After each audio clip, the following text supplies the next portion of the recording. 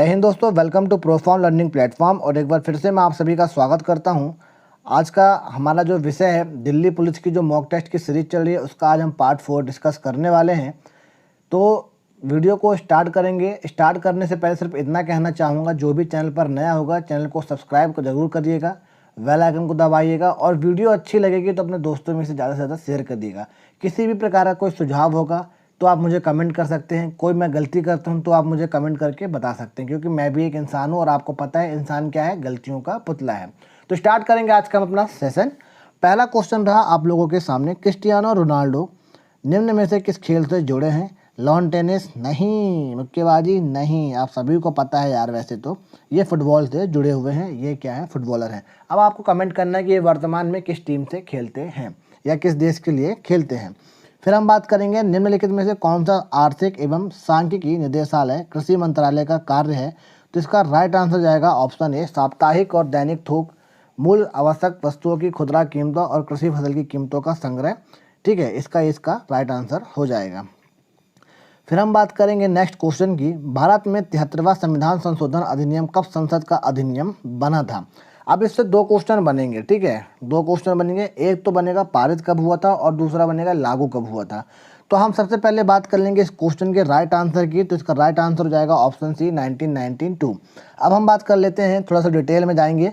73 amendment और 74 amendment जो हुआ था संविधान में, दिसंबर 1992 में संसद द्वारा क्या किया गया था, पारित किया गया था। इसके द्वारा क्या हुआ था कि शहरी और ग्रामीण जो क्षेत्र थे उनमें स्थानीय स्वशासन की स्थापना की गई थी। तो 73वां संविधान संशोधन कब पारित हो गया था? तो 1993 में यह पारित हो गया था। और 74वां संविधान संशोधन मतलब ये एक अधिनियम बन गए थे 1993 में। इतनी बातें आपको ध्यान में रखनी है, बस हो गया, ज़्यादा आपको तीन तूफान से मतलब नहीं होना चाहिए। फिर हम बढ़ते हैं नेक्स्ट क्वेश्चन की तरफ। राज्यसभा के सदस्य का कार्यकाल कितने समय का होता है? आप सभी को पता है कि ये 6 वर्ष का होता है। कितने वर्ष का होता है? 6 वर्ष का होता है। राज्यसभा क्या होती है? एक स्थायी सभा होती है, जिसे हम क्या कहते हैं, उच्च सदन भी कहते हैं। ये भी क्वेश्चन कई बार पूछा गया है कि राज्यसभा कैसा सदन है? एक स्थायी सदन है। किस प्रकार का है? एक उच्च सदन है, ठीक है। और इसका कभी भी विघटन या राज्यसभा को कभी भी भंग नहीं किया जा सकता। क्वेश्चन ऐसे भी पूछता है कि कौन सी सभा को कभी भी भंग नहीं किया जा सकता? तो राज्यसभा को कभी भी भंग नहीं किया जा सकता। अब आप देखिए, आप दे रहे हैं दिल्ली पुलिस कांस्टेबल का एग्जाम, ग्रुप डी का एग्जाम, एनटीपीसी का एग्जाम, तो क्वेश्चंस आपको ऐसे ही मिलेंगे। अब आप सोचें कि क्या हलवा जैसे क्वेश्चन बता रहा हूँ, तो आपको मैं इतना ही कहना चाहूँगा, यदि आप कोई क्वेश्चन हलवा लगते तो आप फिर यूपीएससी की तैयारी करिए, क्योंकि उसमें आपको एक लेवल के क्वेश्चन मिलेंगे जिसको सॉल्व करने में आपके भी आगे पीछे पता नहीं कहाँ कहाँ से धुआं निकल जाएगा, ठीक है। तो ये क्वेश्चन ही ऐसे आते हैं, इसलिए आपको ध्यान में रखना है सारे फैक्ट एक क्वेश्चन के साथ। तो हम इतनी बातें कर लिए कि राज्यसभा का शासन का कार्यकाल कितना होता है? 6 वर्ष का होता है। कैसी सभा है? स्थायी सभा है। इसका कभी भी विघटन या कभी भी इसे भंग नहीं किया जा सकता है। और एक बात होती है कि हर तीसरे वर्ष इसके 1/3 सदस्य क्या होते हैं? सेवानिवृत्त होते हैं। तो 1/3 आपको हमेशा याद रखना है, जो टोटल सीट है उसका 1/3 हिस्सा सदस्य क्या होते हैं? सेवानिवृत्त होते हैं। कितने वर्ष में? हर तीसरे वर्ष में, मतलब प्रत्येक 3 साल में 1/3 सीटों का जो संख्या होता है उसका 1/3 क्या होते हैं? सेवानिवृत्त या रिटायर होते हैं। फिर हम बढ़ते हैं नेक्स्ट क्वेश्चन की तरफ। सिंधु घाटी सभ्यता से प्राप्त पशुपति सील पर किस जानवर का अंकन नहीं है? हाथी, गेंडा, गाय, बाघ। तो इसका राइट आंसर हो जाएगा, क्योंकि वहाँ पर गाय का कोई, आपको पता होगा, बैल का जिक्र किया गया है सांड के नाम से, ठीक है, परंतु गाय का किसी भी प्रकार का कोई जिक्र नहीं है, इसलिए आपको ध्यान में रखना है। इसका राइट आंसर क्या हो जाएगा? गाय हो जाएगा। फिर हम बात करते हैं नेक्स्ट क्वेश्चन की, मंगोलों के वंशज मुगल कहाँ के मूल निवासी थे? तो इसका राइट आंसर हो जाएगा मध्य एशिया के। कहाँ के निवासी थे? मध्य एशिया के निवासी थे। भारत में मुगल वंश का संस्थापक किसे माना जाता है? तो जहीरुद्दीन मोहम्मद बाबर को माना जाता है। और बाबर ने क्या की थी? बाबर ने चार बाग शैली का भी उसी का मतलब निर्माता या इन्वेंटर ये कह सकते हैं हम कि 4 बाग शैली किसकी देन है? तो मुगलों की देन है। मुगल में भी किस शासक की देन है? बाबर की देन है, जो कि हमारे राष्ट्रपति भवन हो गया और ताजमहल हो गया, यहाँ पर 4 बाग की शैली देखने को आपका इसका लाइव उदाहरण मिलता है, ठीक है। फिर हम बढ़ते हैं नेक्स्ट क्वेश्चन की तरफ। भारत की आज़ादी के समय भारत के वायसराय कौन थे? तो इसका राइट आंसर हो जाएगा ऑप्शन सी, लॉर्ड माउंटबेटन। तो एक माउंटबेटन योजना भी आई थी, वो कब आई थी? तो 1946 में आई थी। कब हुई थी? 1946 में माउंटबेटन योजना भी आई थी। ठीक है, ये तो रही अपनी बातें किससे? लॉर्ड माउंटबेटन से। अब हम बढ़ते हैं नेक्स्ट क्वेश्चन की तरफ। भारतीय आज़ादी के समय, थोड़ा सा हम प्रीवियस क्वेश्चन में चलते, एक क्वेश्चन आपको और बता दूं यहाँ से। लॉर्ड कर्जन के समय क्या हुआ था? 1905 में बंगाल विभाजन हुआ था। और बंगाल विभाजन रद्द कब हुआ था? तो 1911 में हुआ था। उस समय लॉर्ड हार्डिंग भारत के वायसराय थे। ठीक है, आपको याद रखना होगा। और भारत के अंतिम और प्रथम भारतीय, भारत का अंतिम और प्रथम भारतीय वायसराय कौन थे? तो आपको याद होगा, सी राजगोपालाचारी भारत के प्रथम भारतीय वायसराय थे। ठीक है, फिर हम बढ़ते हैं नेक्स्ट क्वेश्चन की तरफ। भारतीय आज़ादी के समय इंग्लैंड के प्रधानमंत्री कौन थे? तो इसका राइट आंसर हो जाएगा क्लेमेंट एटली। क्या हो जाएगा? क्लेमेंट एटली इसका राइट आंसर हो जाएगा। और किसने महात्मा गांधी जी को अर्धनग्न फकीर कहा था? तो आपको याद रखना होगा, विंस्टन चर्चिल ने गांधी जी को अर्धनग्न फकीर कहा था। क्या कहा था? अर्धनग्न या नंगा फकीर भी कहा था।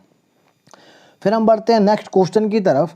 भारत और चीन के बीच पंचशील समझौता कब हस्ताक्षरित या कब साइन हुआ था? तो इसका राइट आंसर हो जाएगा 1954 में। अब कमेंट करना है कि कौन कौन भारत की तरफ से इस समझौते में गया था। ठीक है, तो इतने आपका होमवर्क हो जाएगा। तो इसका राइट आंसर 1954। फिर हम बढ़ेंगे नेक्स्ट क्वेश्चन की तरफ। पूर्ण स्वराज का संकल्प कांग्रेस के द्वारा कब पारित किया गया था? मैंने कई बार अपने वीडियोस में बता चुका है। इसका राइट आंसर क्या होगा? 26 जनवरी 1930 को लाहौर में, जो कि आधुनिक पाकिस्तान में चला गया, पहले ये भारत का हिस्सा हुआ करता था।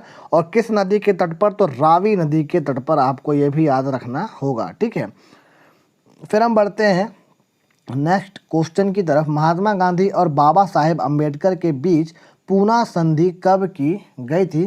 तो इसका राइट आंसर हो जाएगा 1932 में, जिसे हम पूना पैक्ट के नाम से भी जानते हैं। थोड़ा सा हम प्रीवियस क्वेश्चन में चलेंगे। यहाँ पर जो मैंने रावी नदी का तट बताया आपको, वो किस लिए बताया कि सर्वप्रथम स्वाधीनता का झंडा कहाँ पर लहराया गया था? तो रावी नदी के तट पर, आधुनिक पाकिस्तान में जो अपना सिंध वाला क्षेत्र चला गया, उसमें लहराया गया था। और पारित कब हुआ था? 26 जनवरी 1930 को। और यही वजह है कि 26 जनवरी को ही हमारा गणतंत्र भी लागू किया गया था। ठीक है, कब किया गया था? 26 जनवरी को। कई बार क्वेश्चन पूछा जाता है। फिर हम बढ़ेंगे महात्मा गांधी वाला। इस क्वेश्चन को हमने देख लिया। 1932 इसका क्या हो जाएगा? राइट आंसर हो जाएगा। 1932 में हुआ था, और जिसे हम पूना पैक्ट के नाम से भी जानते हैं।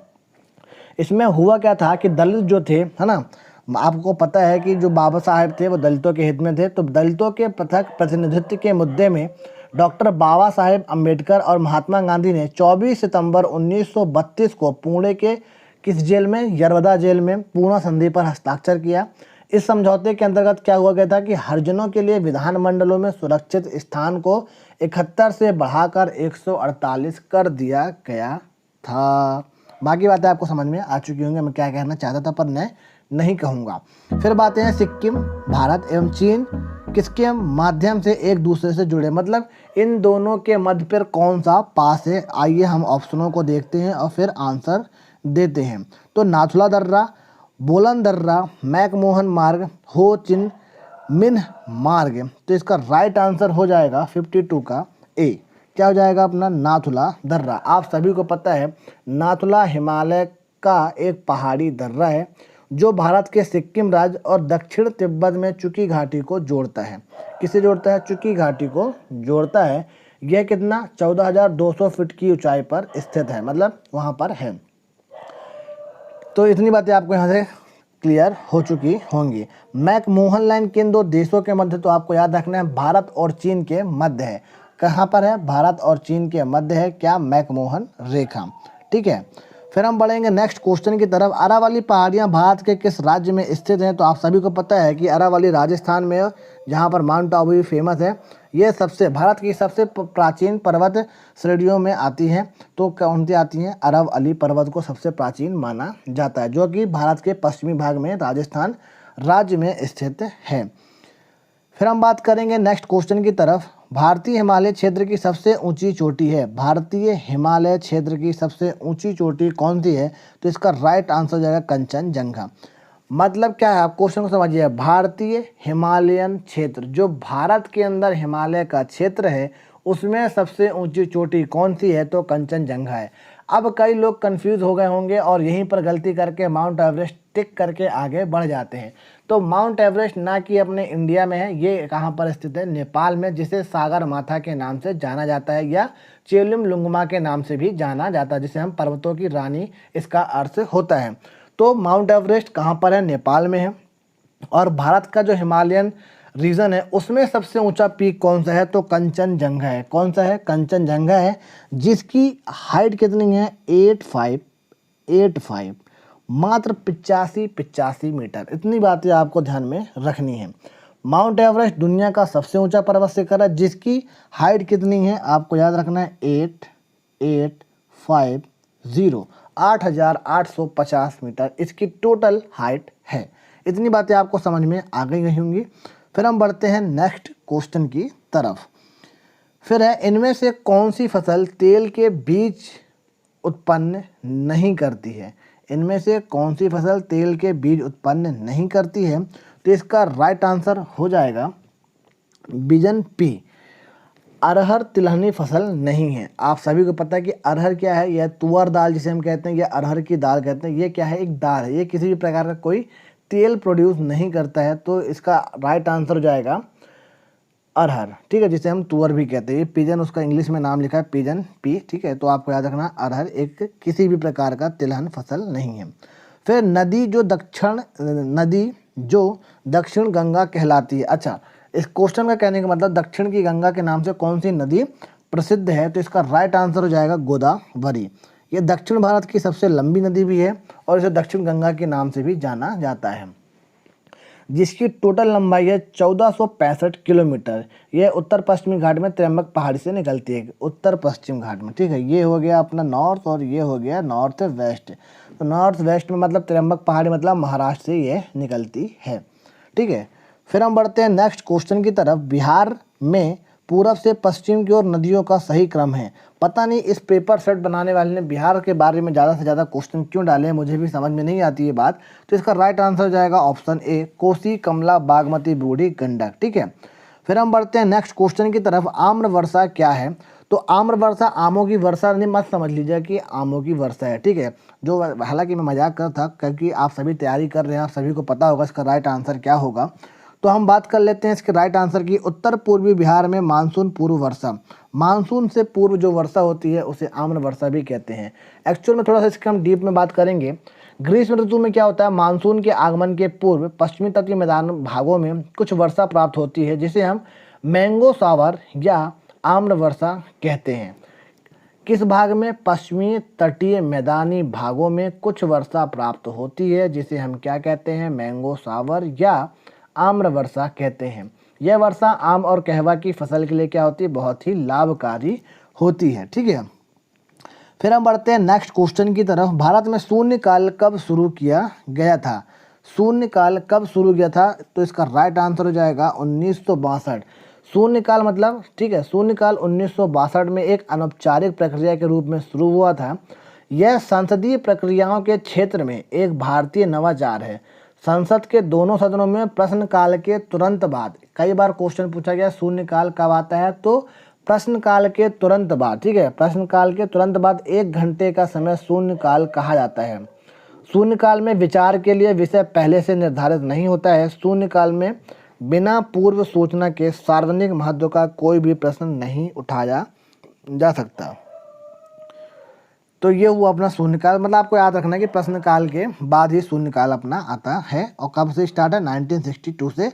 आपको कैसे याद रहेगा कि 1962 में हुआ था इंडो चाइना का वार, इसे आपको याद रखना होगा। उसी समय भारत अपना डिफीट हुआ था चाइना से, तो मतलब अपनी हार हुई, अपन हीरो नहीं जीरो बन गए। वैसे आपको जीरो से शून्य याद रखना है, 1962, ठीक है। फिर हम बात करेंगे नेक्स्ट क्वेश्चन की। लोकतंत्र एवं विकास के लिए पंचायती राज संस्थाओं के पुनर्जीवन पर LM सिंघवी समिति को कब नियुक्त किया गया था, तो इसका राइट आंसर हो जाएगा ऑप्शन बी, 1986।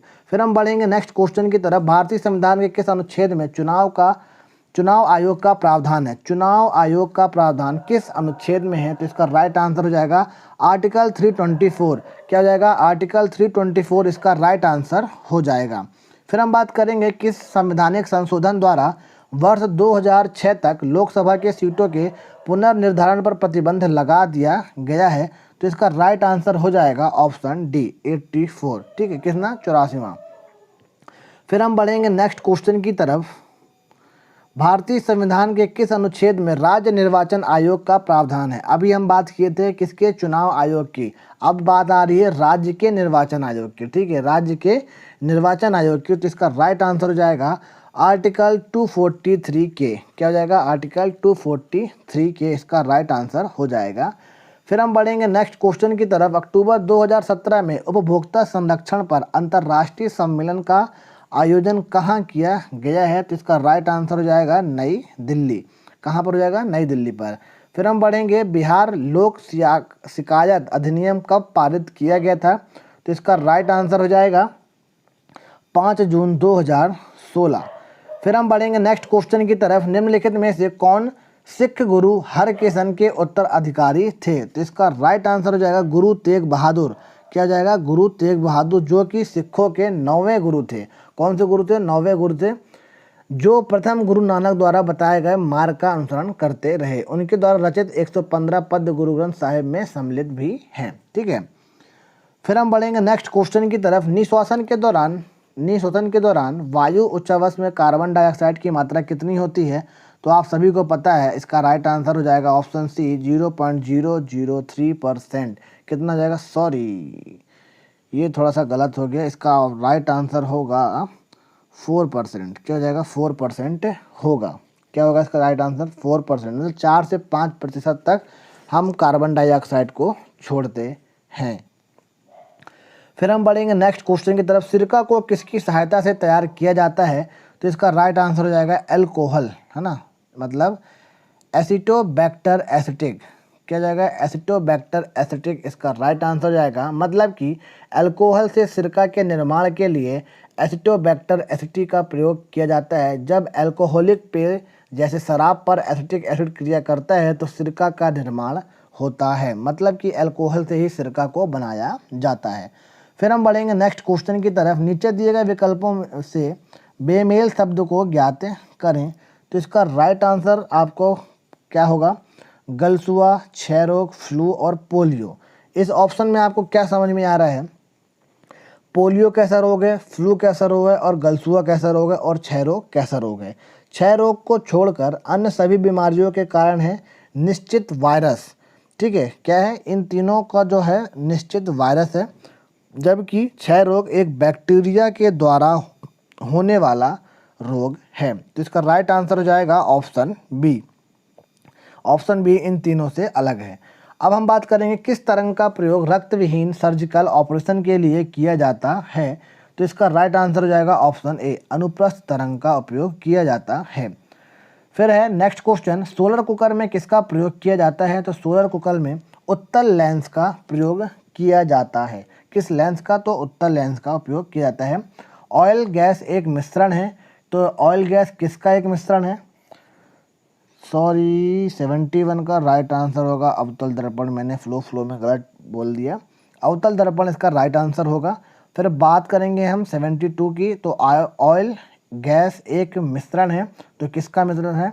संतृप्त एवं असंतृप्त हाइड्रोकार्बन का। ऑयल गैस एल्केन्स या संतृप्त हाइड्रोकार्बन एवं असंतृप्त हाइड्रोकार्बन का मिश्रण होता है। इसमें CH4, C2H4, C2H2, आदि पाए जाते हैं।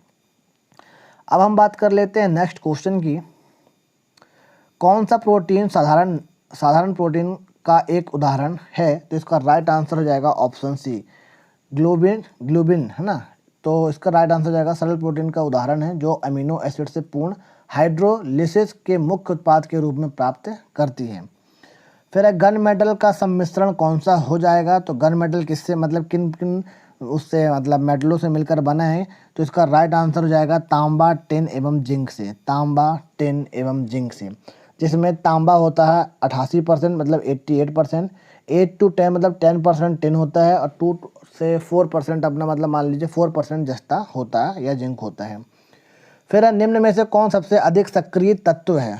सबसे अधिक सक्रिय तत्व है तो आपको याद होगा पोटेशियम सबसे अधिक सक्रिय तत्व है। फिर टॉर्च में किस सेल का प्रयोग होता है? तो टॉर्च में शुष्क सेल का प्रयोग होता है। किस सेल का? शुष्क सेल का उपयोग किया जाता है। यह अनिवार्य रूप से एक धातु इलेक्ट्रोड या ग्रेफाइट रॉड से बना होता है। फिर हम बात करते हैं साइट्रस। फिर हम बात कर लेते हैं साइट्रस तेल निकाला जाता है, तो इसका राइट आंसर हो जाएगा देवदार। किससे? देवदार के वृक्ष से साइट्रस का तेल निकाला जाता है। साइट्रस देवदार से प्राप्त होता है। फिर है सॉफ्ट ग्लास किसे कहा जाता है? तो सॉफ्ट ग्लास सोडा ग्लास को कहा जाता है। किसे कहा जाता है? सोडा ग्लास को। तो सोडा ग्लास को सॉफ्ट ग्लास या साधारण ग्लास के रूप में जाना जाता है। यह सबसे सस्ता और सबसे अधिक इस्तेमाल किया जाने वाला ग्लास है। फिर नेक्स्ट क्वेश्चन, श्वेत रक्त कणिकाओं का औसत जीवन अवधि कितना होता है? तो आप सभी को पता होगा 120 दिन मैक्सिमम, तो 110 से 120 मतलब 110 to 120 है ना।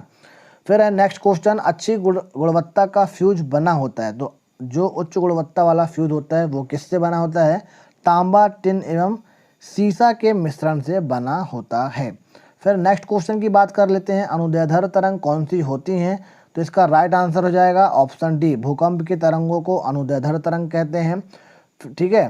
फिर बात कर लेते हैं आशा की धातु है, आशा की धातु है, तो इसका राइट आंसर हो जाएगा यूरेनियम। क्या हो जाएगा? यूरेनियम। ऊर्जा की इसकी विशाल क्षमता के कारण यूरेनियम को आशा की धातु भी कहा जाता है, मतलब आने वाले समय में इससे ऊर्जा प्रोड्यूस हो सकती है, इसलिए इसे आशा की धातु भी कहते हैं। क्लोरोफिल में कौन सा तत्व पाया जाता है? तो आप सभी को पता है कि सबसे ज़्यादा पाया जाता है कौन? मैग्नीशियम पाया जाता है। फिर हम बढ़ते हैं नेक्स्ट क्वेश्चन की तरफ, वायु प्रदूषण का सूचक कौन है? तो इसका आपको सभी को राइट आंसर पता होगा, लाइकेन। क्या है? वायु प्रदूषण का एक इंडिकेटर है। क्या है? एक इंडिकेटर है लाइकेन। तो ये हुआ अपना। फिर हम बढ़ते हैं नेक्स्ट क्वेश्चन की तरफ।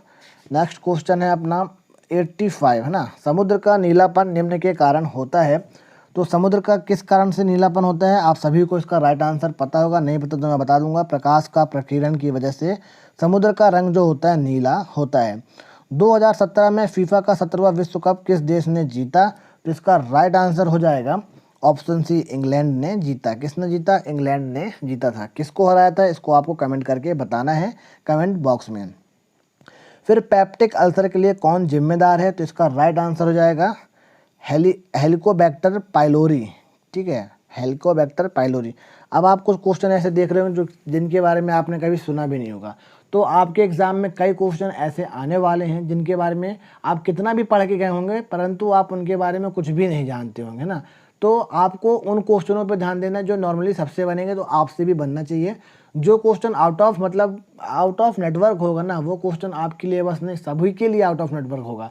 तो आपको कोशिश ये करना है कि 50 में से कम 40, बहुत टफ पेपर हो तो 35 नंबर तक आपको फिर भी वहाँ से कवर करने हैं। फिर हम बढ़ेंगे नेक्स्ट क्वेश्चन की तरफ।